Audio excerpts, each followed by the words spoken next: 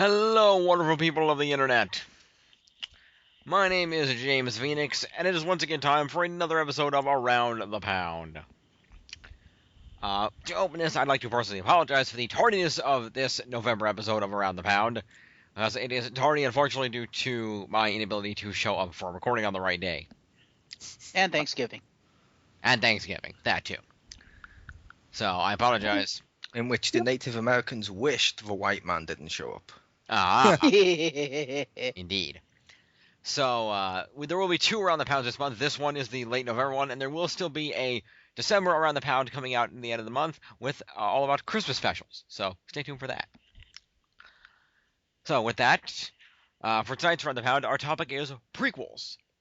All things prequel, from film to television to comics, video games, anything. Joining me is the usual group of assorted personalities, including from Showtime, Marcus Shadow. What's up? From the Gaming Zone and XGR, Chriz, aka the Mole. Cheers. From the Gaming Grotto and XGR, Anastasia Laserbeam. Woo! You're supposed to say Pew, pew pew, pew pew. pew. I say woo sometimes. Okay. Woo! And also from XGR, and from his wonderful text reviews, which you'll hopefully be seeing more of soon, it's the SAHD Gamer, Richter Hammer. That was terrifying. What's up? What's up? What's up? What's your favorite scary I movie? would All right. I know. No one else remembered. It's like, Just this. So, with that, like I said, we're going to talk about prequels. So, we're going to keep this kind of Hey, loose. you forgot the Fallen Angel. Oh, yeah, the Fallen Angel's here. Way to ignore your boss from another board, dude. I'm sorry, he does not speak, therefore I forget he is here. he's selectively mute. He's selectively mute, pretty much. Yes, the Fallen Angel is also joining us for this episode. Unfortunately, our inevitable black reviewer, QJ, was not able to join us this week due to dealing with some stuff over at his house, and our other part-time people are otherwise indisposed. So, Yes. we're going to keep this kind of loosey-goosey. We're just going to go around in a circle talking about our first. I think we'll start off with some of our favorite prequels, and then we'll go around and we'll talk about some of our least favorite prequels in whatever genre we might particularly choose one from. And we'll just kind of talk about, why we don't like them, why they're bad, how they relate to the original content, etc., etc. Who wants to go first? Not I, because I don't Bueller. really have anything prepared for favorite sequels. Bueller? Mole. Okay, I'll go first then. Do it. Fair enough. So let's start this off here. What do we got? Something I want to talk about. Let's see. We're doing prequels we liked first. All right, well, I'll start off. Okay, two prequels I really liked. I'm going to start off with these two because I actually really like these. I'm going to start off with a video game. Two prequels that I really like are the two Grand Theft Auto prequels of the last generation, being well, technically there were more than two, because there was a lot of what you might consider prequels, because Vice City and San Andreas are technically prequels, but I'm talking more specifically about the prequels to, I guess, the prequels, I don't know, Liberty City Stories and Vice City Stories. Whatever you might count those as in comparison to the other games. More Liberty City Stories than Vice, but I own both of those games, the PlayStation 2 ports, because I have never owned a PSP. And I like them. I love those games, particularly Liberty City Stories. I adore that game. For a couple of reasons. One thing I love about prequels, and for that matter sequels also, but it's also fun with prequels, because you get to see the environments, and in a lot of cases the people that you know, in a different light. And you get to see what led to what you already know.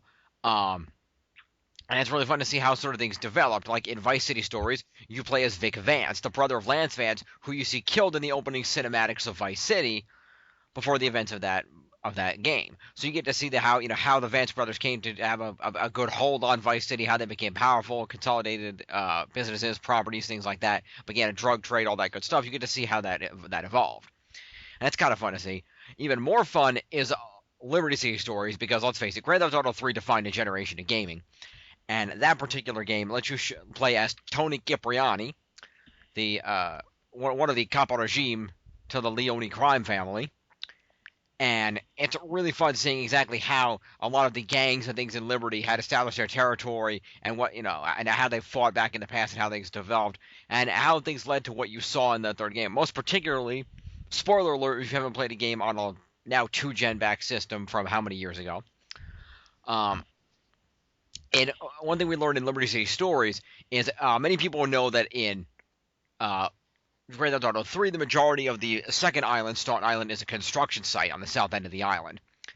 And the reason for that being is because in Liberty City Stories, there's an event that takes place where the Forelli crime family actually controls the majority of that entire territory, and there's all buildings and things there.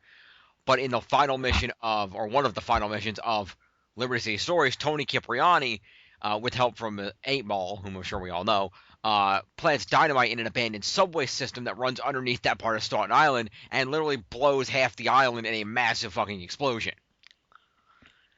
And that's why it's a construction site, because it's now being rebuilt under the now control of the cartel, who managed to take it over from the Leones when the Leones started having issues controlling their territory between games. So it's really fun to just see these are the characters, play as a character you might have known from the other game but didn't know as much about, learn how the events came to be, see the connections, see things that, oh, I know what that is, that's related to this.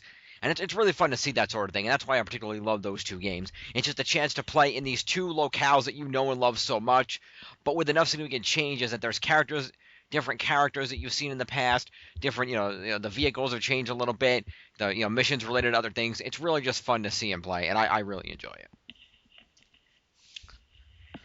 Fair enough. Who's next? Are we listing all the ones we liked or just one? I don't know, do we want to all list all, because if we're going to list all the ones, then I'll do some more. But if we're going to, I figured we would just do one, then if we wanted, we could do another round of favorites, or whatever.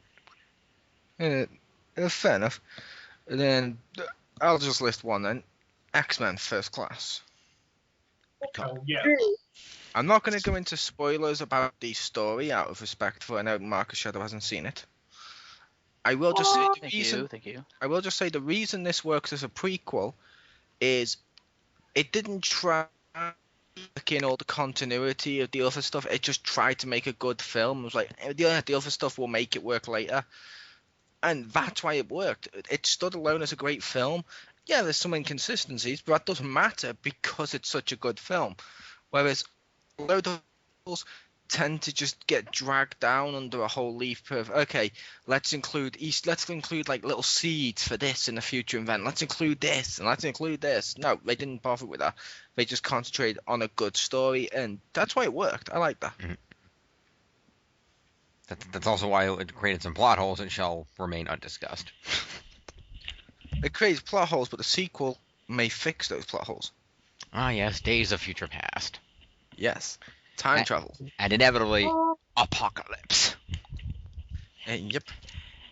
Awesomeness. But who's next? Indeed. Goldberg wants to know, who's next?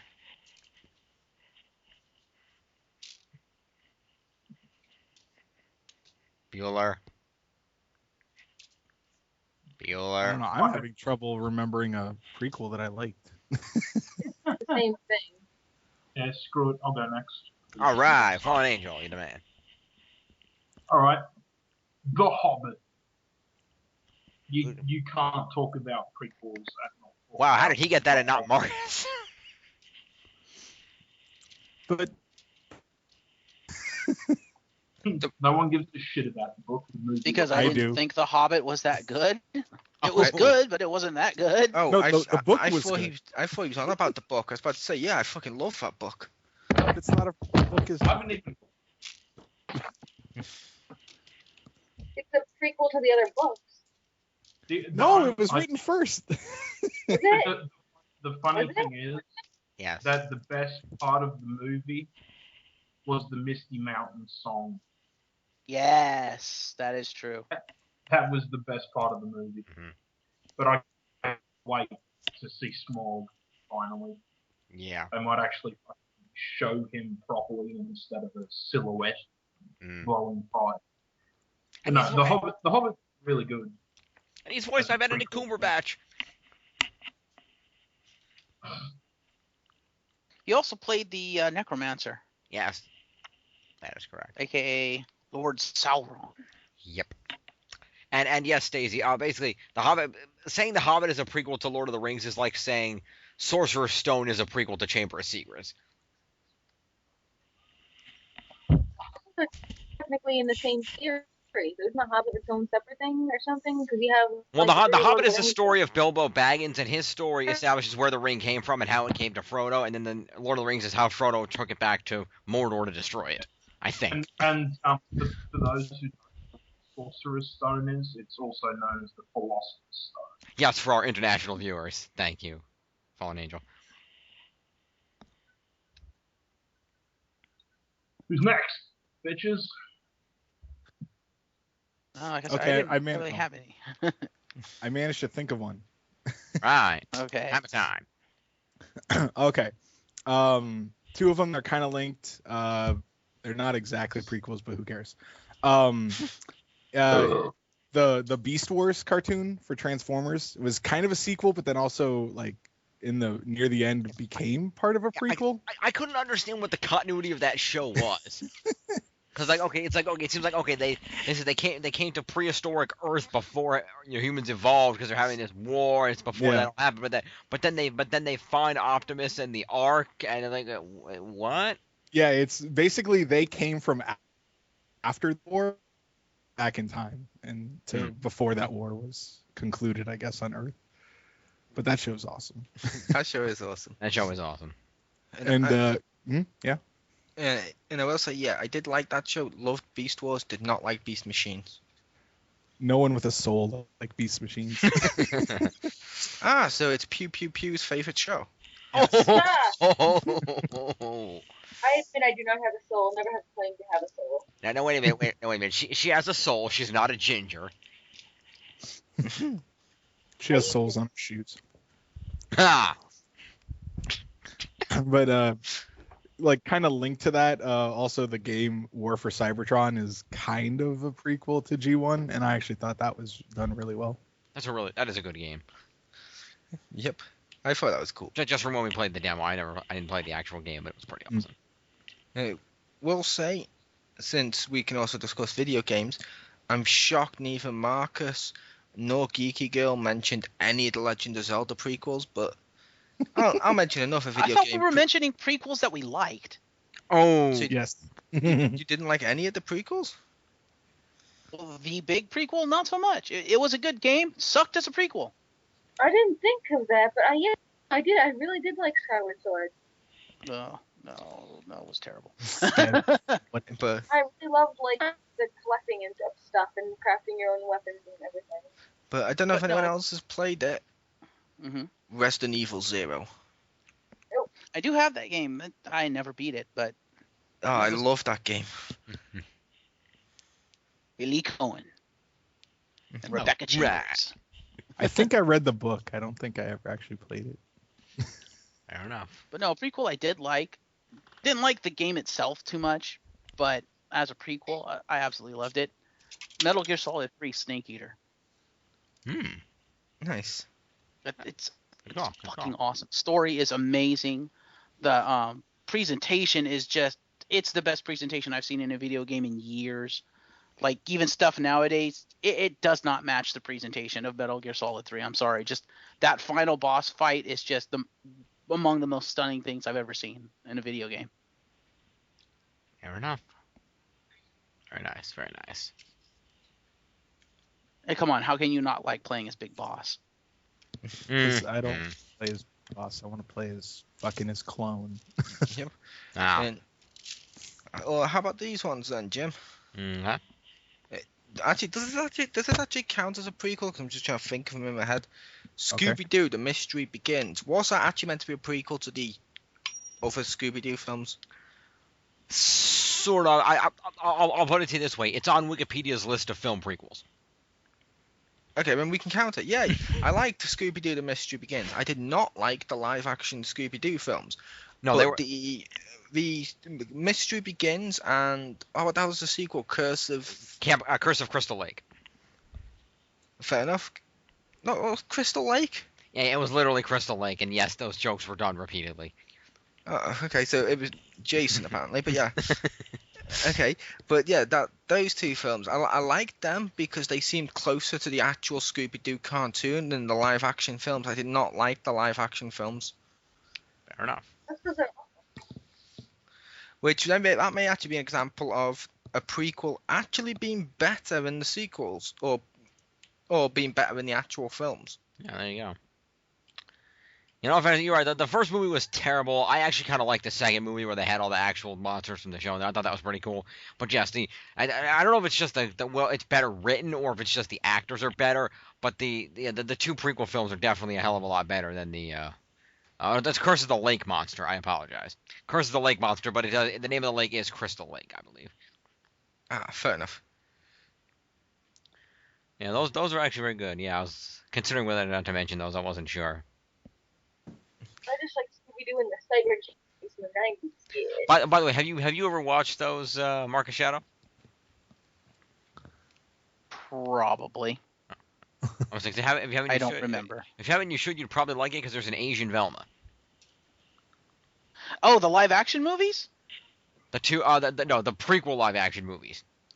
There's Yeah, the ones on Cartoon Network. Yeah, I've seen those. Yeah, because there's Yeah, four live Asian action. Velma's fucking hot. Yeah, there's 4 live action movies, 2 of which were in the theater, 2 of which were not. We're talking about the 2 that were Yes, not. I know. The theater ones never suck. seen I've those. seen them all. Fair enough. Yeah.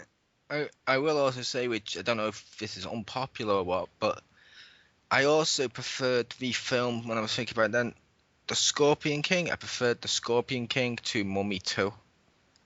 Yes. Fair I enough. also preferred the Oh. first Scorpion King Yeah. to the sequels because The Rock is fucking better than whoever the hell they got to replace him. Yeah, I didn't like any of the sequels of The Scorpion King. And I liked the Mummy 1 and Mummy 2, did not like Mummy 3. And it's I've not seen that one. yeah, and it's rather ironic bringing that up, Jeff, because you know how they got to replace him? Ew. The Blue Time Force Ranger. Oh, okay. Really? I thought It's- Batista replaced him in one of them. No, Batista played the bad guy in one of them. In number 3. Yeah, in at least the second one, he's played by Michael Kuban, aka Lucas from Time Force. Wow. The third one, I don't think he replaced him in the third one. It's some other dude in the third one. Fair enough. But yeah, Batista's in one of them as one of the bad guys. I think he's like the bad guy's muscle or something. I don't know. Does he walk alone? Probably.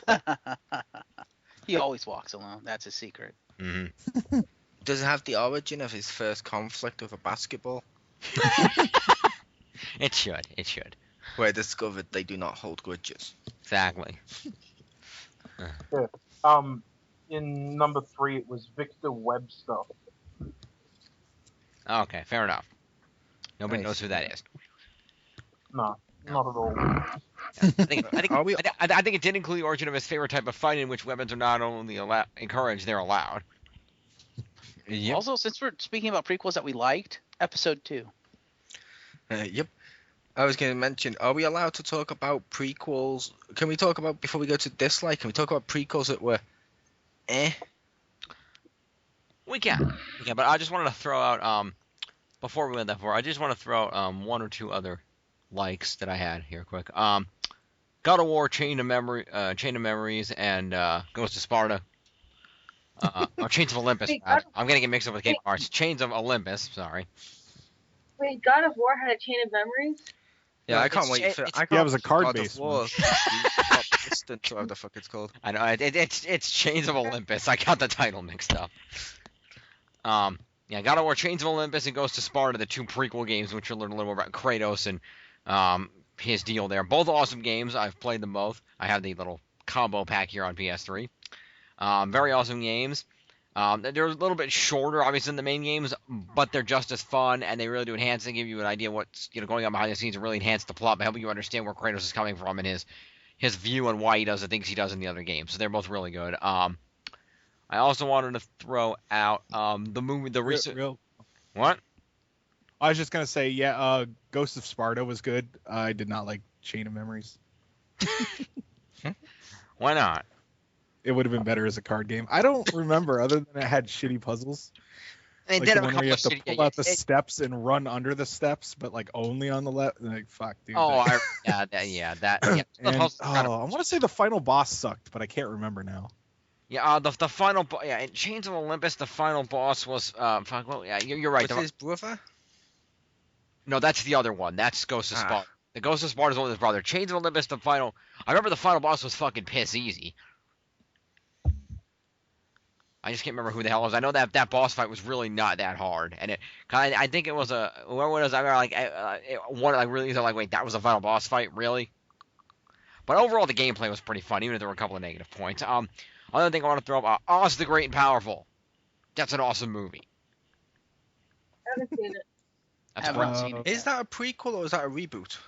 It's a reboot of Army of Darkness. No, Look it's intended to be an unofficial prequel because it tells the story of how Oscar, whatever the hell his last name, the character's name is, the wizard, how he. I was aware of that. I was just asking, is it counted? Because I wasn't sure if it was like the other film, ironically, with James Franco of Rise of Planet of the Apes, which I fucking loved. But they're then going to do sequels to it, which will then be Planet of the Apes and stuff. No, aren't they remaking the old ones, Planet of the Apes, basically? Well, it's a new, yeah, something basically, yeah. But no, with Oz and the Great and Powerful, the idea was that it was intended to be a prequel to the one we all know, The Wizard of Oz. But because of the fact that they, it's Disney and not MGM, they had to exercise certain things to not violate the copyright. The one we all know. You also watched Tom and Jerry and The Wizard of Oz? I think I actually did see that. I watched that along with them meeting Sherlock Holmes. Yeah. And I hope everybody, I hope nobody with me was stupid enough to watch The Muppets Wizard of Oz. Bought it twice. You dumbass. Once was for my niece and once was for me because I was like, I like a Muppets Christmas Carol. Let's see what they do for Wizard of Oz. And I'm watching it and I'm like, okay, the funniest joke is when the little prawn guy makes a nipple joke, and it's a nipple joke in a Muppet film. And it's like, ugh. And we lost Jim, so Mole, you're leading this now. Go. Fair enough. So let's talk about the prequels. Yeah, indeed. So yeah, it's Oz the Great and Powerful. Great movie. Oh, he's back. Yeah, I'm sorry. It's Oz the Great and Powerful. It's a great movie. I'm just saying, they were just really had to. Unfortunately, it couldn't be directly connected because of copyright, to the point that they had to change the shade of green of the witch's skin. Fair enough. Avoid the copyright. So it's a great movie. It is a prequel. It shows how the wizard first came to Oz, how the Wicked Witch became who she was, the story of how the wizard became a big holographic face dude and everything else. It's a really good movie. So it's a prequel to Tin Man. Sort of, yeah. Well, the thing is, it's a prequel to The Wizard of Oz, which is itself a prequel to Tin Man, which is itself a reboot and a sequel simultaneously. Yes, I did like Tin Man. Tin Man's awesome. Tin Man was cool. Yeah, and the other, I just want to throw out one more prequel just to make it up. Muppet Babies for the win. Muppet Babies was awesome. Yes, it was. Muppet Babies. And the reason I mentioned the prequels were kind of just because I got brought up. I thought about when Marcus mentioned episode 2 was because I would list episode 2 and 3 as prequels that were because I love those films, but they need the first one in order to exist. Yeah. That annoys me. Fair enough. It's like I'm watching them, I see Jar Jar, I'm like, you shouldn't exist. All right, Yeah. let's go ahead and talk about prequels that were Do we have anything besides episodes 2 and 3 to discuss in this category? Arkham Origins. Have not played it. I'll let you guys go. No, that's prequel that should not exist. Fuck that game. I thought it was a prequel because, like we said, I thought some of the story ideas were okay. I thought they had some places to go. It was just executed a little poorly. I don't like what they did with it. They had some good ideas. They executed it like crap. It was just watch our review. That's all I'm gonna say. Another one I would say would be Dusk Till Dawn 3. Haven't seen that one. If I remember correctly, the continuity that goes the first one, the second one at the same time as the first one, while also being before and after the first one. So it's weird. And then the third one's a prequel to both of those, and it's set in the Wild West. Okay then. It was a pretty okay story. I liked it. It was pretty cool seeing them in the Wild West. The only problems I had that made it an prequel is it falls into the pitfall a load of other prequels fall into, where it makes stuff better than the stuff it was meant to be. It's meant to be a prequel to. Like, the vampires had, like, more snake transformations and shit. It's like, why didn't you use them when George Clooney was shooting you in the face? Yeah. Yep. You know, those Star Wars prequels, they were really shiny. Yeah. That one actually made sense, though. Mm. Because they were shiny because it wasn't an entire universe torn apart by war. However, yes, it did look too fake a lot of times. The other one I'll say is because I enjoyed parts of it. I'm not going to put this down as a prequel I hated, but since we mentioned First Class, X-Men Origins Wolverine.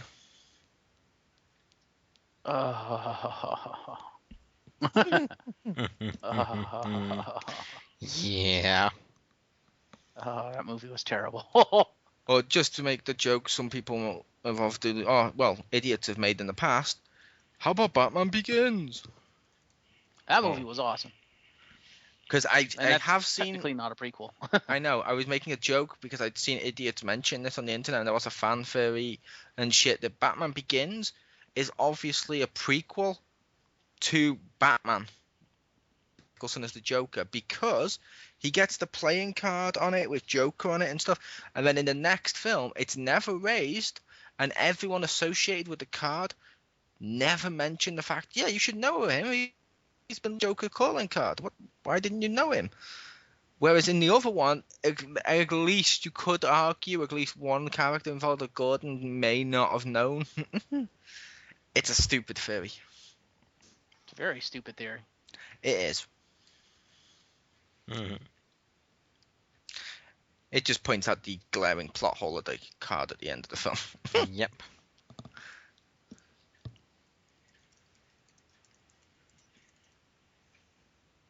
Anyone else have prequels?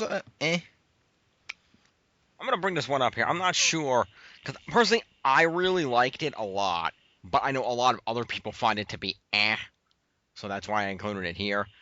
Pup Named Scooby-Doo. I like that. I like that show. That was a good show. See, I like that show too, but every time whenever I see it brought up, people are always like, "That's not really Scooby-Doo. That show was stupid, and the animation didn't match, and it ruined Scooby-Doo." I'm like, "The fuck are you talking about?" I did not like A Pup Named Scooby-Doo that much. However, I understand a lot of people did. And fun fact with that, Jim. Yes. That film, A Pup Named Scooby-Doo, couldn't be that bad. Why? Because the movie I bought for my nephew for Christmas, if you're listening, nephew, mute now. Okay, no, he won't be, but it was, I got him Scooby-Doo Adventures, and it's this puppet version of Scooby-Doo, and all the character models look like they're based off a pup named Scooby-Doo, and I think some of the voices are the same too. Nice. They seem to be done the same way, so it's more like an animated pup named Scooby-Doo. However, it's meant to be, they're just calling it Scooby-Doo. Nice. And actually, a fun also related note I found, actually, Pup Named Scooby-Doo is good to the point that in several of the more recent incarnations, most notably I saw on TV the other day an old episode of What's New Scooby-Doo, and I know it's popped up in a few other incarnations, although not the most recent Mystery Inc. one. But I know in like the What's New Scooby-Doo, there was a couple of points in certain episodes where they did some flashbacks to when they were kids, and they used the Pup Named Scooby-Doo character models. Nice. So that was always funny. Yeah, I really like that show. I always thought it was a fun show, but I know a lot of people have negative opinions on it because of for whatever reason, so I figured I'd put it here. I really like that show. I thought it was funny. It was Scooby-Doo because it had the mystery and solving it, but it also had a lot of the over-the-top animation you didn't normally get to see with Scooby-Doo, so they could have really funny reactions to the monsters. It was pretty funny. It's time for the chase, Scoob. Start the music, and he'd pull out a boombox or start conducting an off-screen orchestra. It was hilarious. And I can't remember if this is a prequel or a sequel. What was the new film, The Lorax? That was an adaptation. Yeah, I thought someone mentioned it wasn't actually the story of the book. It seems to be set either before or after the book. I couldn't remember. Actually, it's after. Set Yeah, after the book. Yeah, that's now that I remember. Okay. I haven't seen the film, but yeah, it's supposed to be taking place sort of after the book. But it also, at the same time, it's taking place after, but it includes something that happened in the book where a kid finds out about the guy that cut all the trees out and is hearing his story little by little, which happened in the book. But this is supposed to be basically the events of the book happening later than they happened in the book, basically. Fair enough. I haven't seen it yet. Yeah, I haven't either. But okay, fair enough. Yeah, the lore's just kind of primarily because, hey, Dr. Seuss's big, amazing story about the environment, and we're gonna sell out to as many ad companies as possible, including ads for fucking cars.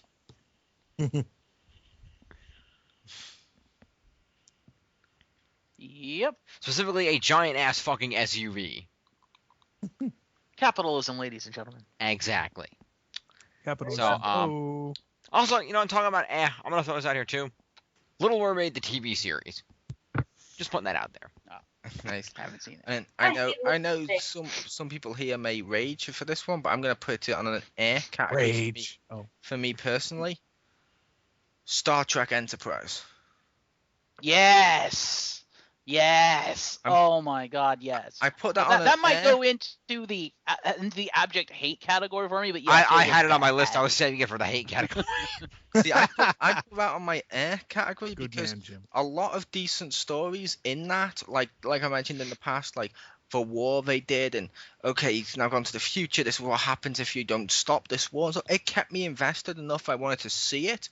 But at the same time, it had a load of glaring faults that stop it being great. But it could be worse. It could be Voyager. Oh, and the thing about Enterprise, and it probably does fit more in the category that you bring it up. The thing about Enterprise is that most of its problems were not its own fault. They were the fault of exterior influences on the show. That was the problem there. Number one, the fact that the network they were on, which fucking UPN of all networks, started demanding certain things out of the show because they wanted to put it in line with all their other shows on the network at the time, which were things like, if I'm not mistaken, Buffy. Or reruns. Buffy was awesome. Or reruns of Buffy. Yes, but the problem is, that's an awesome show, but it's got a lot about the teen drama and romance and angst, and that's not what Star Trek is about. And, a specific example that I've read about, at one point, the network went into the Star Trek people, Brandon Braga specifically, I think, and said, hey, so Enterprise, we're trying to make this a little more like other shows. You guys have a cafeteria on the ship, right? Well, there's a mess hall, yeah. Well, here's what we're gonna do. For the show, what we want to do is each week, hot new up and coming bands will be playing in the mess hall, and then at the end of the show, we'll put up a title card advertising their album. That was their idea. That's not a bad idea. Except fucking future. Except for not really entirely future. It's modern-ish. I mean, if they wrote it in as, okay, it's a hollow band, then yes, that would have made sense. Like hollow retro, that would have made sense. But it kind of ruins the feel of Star Trek. Star Trek is not supposed to have that, the commercialism tied into it. It's supposed to be above all of that. The idea of the entire Federation is that we've gotten beyond all those things. We're never beyond all those things. I know. But that was the hope of Gene Roddenberry, God rest his soul. Yeah. So, anyway, I think there's some problems, a lot of external influences about what the people wanted to happen on the show. And the other big problem with that was the fact that it got canceled when it did, because it's well documented that Season 5 was going to be fucking amazing. To be fair, they say that about a lot of cancelled shows. But they've listed all the shit they were going to do in Season 5. I know, but they did that with Spider-Man Unlimited and stuff too. And it's like, well, if that's the case, the reason they got cancelled is because the stuff up to that wasn't good. You can't just say, oh, don't wait, we're waiting, we're building to something good. That won't work. Well, in all fair to counteraction, the first 3 seasons of Next Generation aren't that good. They have good episodes here and there, yes, but overall there's a lot of really bad episodes in those seasons. But they managed to build up, and they were given a few years to get their flow before they hit Best of Both Worlds and blew it the fuck out of the water. The first 2 were terrible. 3 was okay. Okay, yeah, 3 was not bad. But I'm just saying, until they got to Best of Both Worlds, they were kind of building, and then they hit Best of Both Worlds, and then it exploded into what we have today. See, I liked Star Trek Next Generation from the beginning, but like I said, with Enterprise, I only put it on, like I said, I put it on the air category for me personally, as I thought there was a lot of good storylines, ideas in there that people seem to overlook. Like the Paul's Ponfar. No, like I mentioned, like what was it called? The Cold War, whatever it was. That was awesome. Yeah, with the Romulans. Well, that was the thing. That it was going to turn into a hot war with the Romulans in Season 5. Okay, so the opposite of a Cold War, but still. Well, I say it was a Cold War for the first few seasons, but the idea was that the whole, the big Romulan War that's always constantly referenced in all of Star Trek, but that we've never actually seen. Yeah. And we're going to actually go through and kind of show the beginnings of how that was going to happen. But the old question always comes up is, wait, in TOS, Kirk saw Romulan for the first time, and no human had ever seen a Romulan, but you're going to set off this war on screen? Yeah, it's like, oh, what the hell is her name? Spock with boobs. T'Pol. Yes, that's what I said. Spock with boobs. How her character was portrayed in that, early with how she was dealing with the human Vulcan side of her, was different to how Spock was. However, it's closer to what they've taken and used in the film for how Spock's reacting currently in the current films. Indeed, indeed. Speaking of which, would the Abrams Trek be the first movie be considered a prequel? No, because it started in the later films. Yep. And it's considered garbage. Yeah. And it's considered awesome. Little bit. And yeah, that was actually another thing that was going to come in season 5. Is they're going to explain that, oh yeah, by the way, T'Pol's actually part Romulan. Her grandfather was a Romulan. Nice. Anyway. And I will also just throw this out there since he's in the review. Richter, Star Trek 2, better than Wrath of Khan. You are out your damn mind. Into Darkness, better than Wrath of Khan. Just throwing it out there. You should throw it out, all right? Okay, that was good. I'm sorry, I was confused by the fact this one had good actors. Oh! No, it didn't. The fuck, man! I want some of whatever you have before you watch the garbage you see. No. Oh, come on, Sherlock in space. Sherlock's awesome. In all fairness to Mole's point, they had the dude that plays Pike.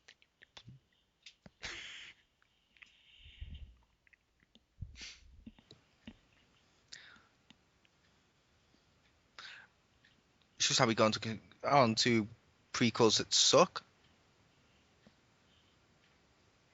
Apparently. But yeah, like I said, they had the dude that played Pike in that one. He was a good actor, at least. But anyway, so yeah, moving on to prequels that suck. How did you not say Sherlock was a good actor? Shame on you. Sherlock is an amazing actor.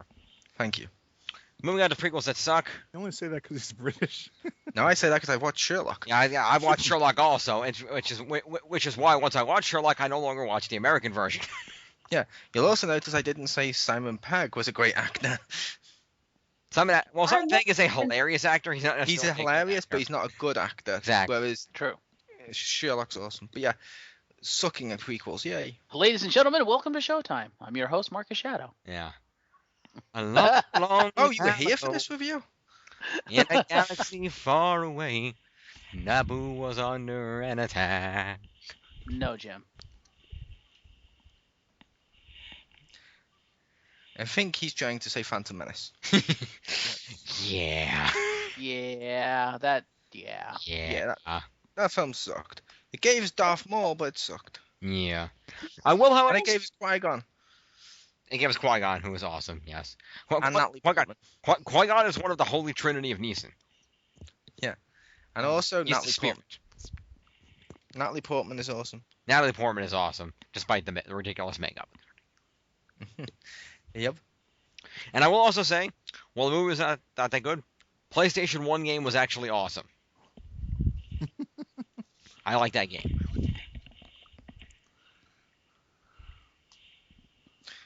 Fair enough. I will say the Lego games of Star Wars prequel. It was fun. They were good too.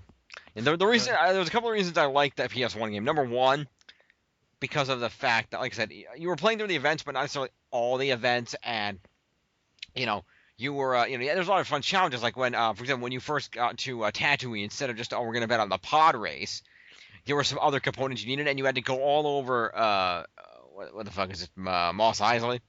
And you had to trade things around back and forth and do a lot of cool things to find the right items. There were multiple ways you could do it successfully, so it was really a fun adventure going through. Nice. And also because while it would give you a game over, you could just kill Jar Jar with your fucking lightsaber. Yep. I will also say a good thing, in my opinion, that came from the prequels would be I loved the Clone Wars series. That's a good series. What's the status on that new series they're making? It's happening. The Rebel one is happening. It's probably going to come out around the time of the next film. Fair enough. Fair enough. That's what I estimate anyway. That makes sense. But shitty prequels. Let's see. I have one. Okay. The Kingdom. No one? I don't know what that is or what it's a prequel to. It's a prequel to Kingdom Come. Yeah, did you love how Oh, intelligent good and God. well designed Kingdom Come was? Yeah, this was shit. What the hell did they do with this? It mainly followed the villain of the other one. It followed the villain. God. Yeah, it was just completely shit. It was shit. If you look up what they did, you'll find out why it was shit. The Kingdom was fucking horrible. Okay. Good to know. That is awful. Let's see here. What do I got? I'm gonna throw out Flintstones Viva Rock Vegas.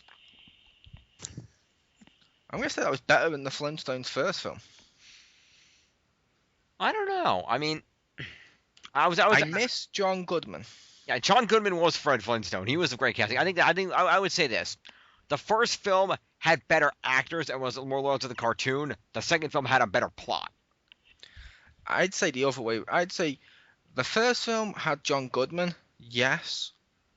The second one was closer to the cartoon and had better portrayed the characters like they were. I mean, come on, the first one, Betty, who was Barney's hot, attractive wife, was Rosie O'Donnell. Yeah, that was no offense, Stacey. I don't mean to insult your idol, but Rosie O'Donnell. Yeah, that was a bullshit casting. But all fairness, at least briefly, it gave Rick Moranis a job. Ah, Yay, Spaceballs. Exactly. But yeah, that Viva Rock Vegas. Like I said, the first one wasn't that good to begin with. I don't think it necessarily warranted a sequel or a prequel. The prequel was, like I said, I think the prequel had a better plot with the whole casino thing going on. I think it was a significantly better plot, but I think that it didn't feel as much like the Flintstones. Fair enough. That's just me. I thought it did because they brought in the Great Gazoo. This is true. I love him. He is a great character. I will give you that much. But in all fairness, most people say that's when they jumped the shark and killed the show. So yeah, I was a kid at the time. Where I think they jumped the show is when they aged Pebbles and Bam Bam and made them get married, and then they had Flintstone kids and shit. That's jumping the shark. Oh, speaking of shitty prequels, the Flintstone kids. That show had no. That was during that time that, hey, we need to make kid versions of everybody. That was around the time Pup Named Scooby Doo got made. Shortly thereafter, they made what was the other one they did? That other Tom and Jerry kids. Okay, that show was actually good. I loved that one. Only the Tom and Jerry bit though. Wasn't too fussed on the Droopy bit, but it grew on me in time. Well, yeah, because Droopy's not the most exciting character, so. he's Jim. What? He is. He's Jim the dog. Gotcha. Okay. Shitty prequels. I have one where Richter will agree on. God of War Ascension. Yup.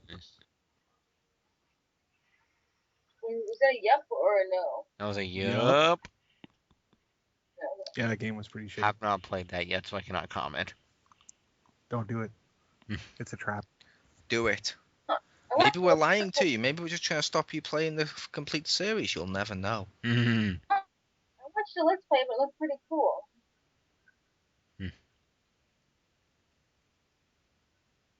But I don't know. Okay then.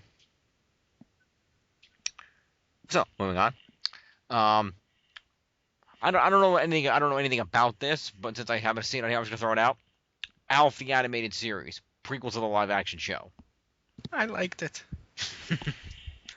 Again, I was a kid at the time it aired. It was fucking awesome. As a kid watching that cartoon, it was better than the live action shit. Now watching the live action shit now, it's better as an adult. But as a kid, for the audience it was intended, that was awesome. Fair enough. Good stuff. All right then. Anybody want to mention? You know what? One, yeah. Go ahead. One that I thought totally sucked, since we already did God of War. Prometheus. fucking yeah, that movie sucks balls. Yeah. I do think that film sucked. I do think it was better than Aliens, Alien 3, or Alien Resurrection, though. You thought it was better than Aliens? Yeah, I'm one of the people that didn't like Aliens because I hated the swap from horror to generic action. Thank you for proving my point. Fair enough. You didn't prefer Alien? Alien was fine. Aliens was awesome. That's a guy movie. Just shoot the shit out of everything. Better than like what Michael Bay can do now. It's basically Michael Bay's Alien. But it's like a good version. You should take notes. That's That's how you do aliens and explosions. Do it like that. They're both really good at like this. However, I will, like I said with that, I will say I will agree to disagree because I know other people like the Aliens one.